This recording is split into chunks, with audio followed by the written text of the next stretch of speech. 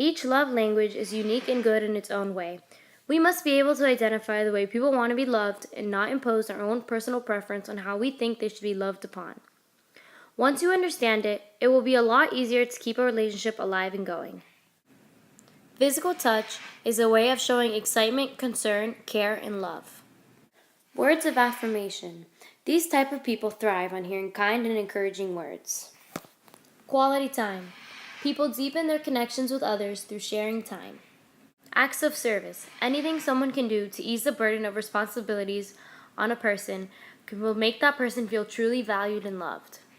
Receiving gifts. The perfect gift or gesture shows that you are known, cared for, and prized. God established marriage for 2 reasons.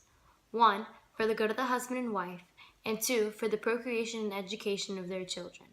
Form and matter of the sacrament of matrimony. The matter is the man and woman and their consent. The form are the vows. The history of matrimony. We see marriage all throughout the Old Testament. We first see it in Genesis with the creation of man and woman. We then see it in the books of Ruth and Tobit.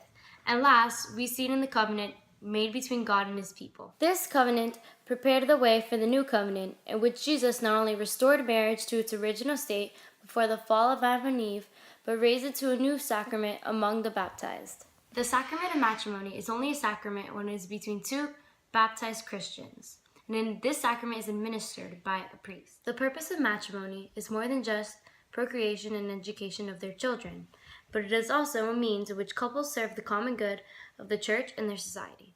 Living out the sacrament of matrimony. To live out this sacrament properly, spouses must remain faithful to each other. It is also important for them to love each other and care for each other.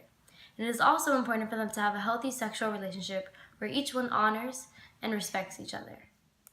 Knowing yours and your spouse's love language is a very important part of keeping a healthy relationship. Let's say that I like spending quality time with people, but my spouse doesn't know that and just gives me random hugs, and I'm not a person that likes people touching me, and that makes me feel uncomfortable. So it's important for him to know this